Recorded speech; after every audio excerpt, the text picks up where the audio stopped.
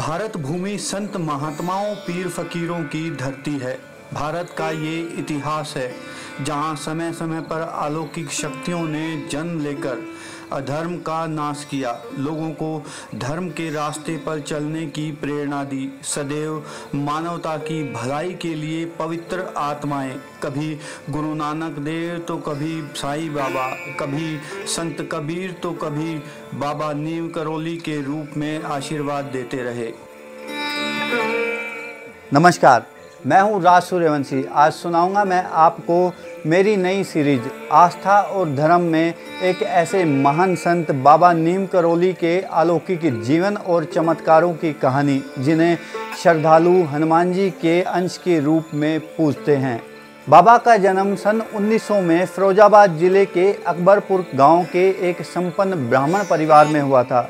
उनकी माता का नाम कौशल्या देवी व पिता का नाम दुर्गादास शर्मा था। बाबा का वास्तविक नाम लक्ष्मी नारायण शर्मा था। बाबा जब 8 वर्ष के थे तभी इनकी माता कौशल्या का देहांत हो गया। 11 वर्ष की अल्प आयु में ही इनका विवाह एक संपन्न ब्राह्मण परिवार की कन्या राम बेटी से करवा दिया गया। विवाह के कुछ समय बाद ही बाबा ने बिना बताए अपना घर त्याग दिया।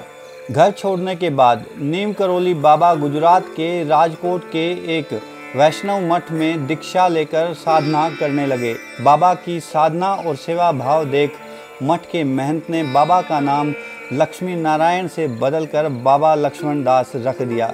कुछ समय वहां रुकने के बाद बाबा वहां से गुजरात के ही एक गांव बवनिया आ गए। बवनिया में बाबा ने तालाब के किनारे एक हनुमान मंदिर की स्थापना की और उसी तालाब में कई दिनों तक खड़े होकर हनुमान जी की साधना करने लगे। युवा साधु की घोर तपस्या देखकर वहां पर श्रद्धालुओं की भीड़ जुटने लगी। श्रद्धालुओं ने प्यार से युवा साधु को बवनिया बाबा कहना शुरू कर दिया। कहते हैं मात्र 17 वर्ष की उम्र में उन्हें भगवान हनुमान के दर्शन के साथ साथ कई सिद्धियां भी प्राप्त हो गई थी। बाबा रोजाना श्रद्धालुओं को नए नए चमत्कार दिखाने लगे, इसलिए कुछ श्रद्धालु उन्हें चमत्कारी बाबा भी कहने लगे। बाबा के भक्त उन्हें जिस रूप में भी देखना चाहते, उन भक्तों को बाबा उसी रूप में नजर आते। लगभग 9 वर्षों तक गुजरात में साधना करने के बाद बवनिया बाबा भ्रमण पर निकले और वापस फिरोजाबाद के नीम करौली गांव में रुके, जहां बाबा ने रेलगाड़ी का चमत्कार दिखाया था। यह चमत्कार देख गांव के लोगों ने बाबा से आग्रह किया कि आप नीम करौली में ही अपना स्थान बना ले। बाबा ने उनका आग्रह स्वीकार कर लिया। बाबा ने अपने हाथों से हनुमान जी की एक बहुत ही सुंदर मूर्ति बनाकर यहाँ पर स्थापित की और श्रद्धालुओं से जमीन में गुफा बनवाकर पुनः ध्यानरत हो गए। रेल वाले चमत्कार से युवा साधु पूरे भारत में बहुत प्रसिद्ध हो गए। भारतीयों के साथ साथ उनके अंग्रेज अनुयायी भी उनसे आशीर्वाद लेने आने लगे और वहाँ श्रद्धालुओं ने बाबा को नया नाम दिया, नीम करौली वाले बाबा, जिस नाम से उन्हें आज पूरी दुनिया जानती है।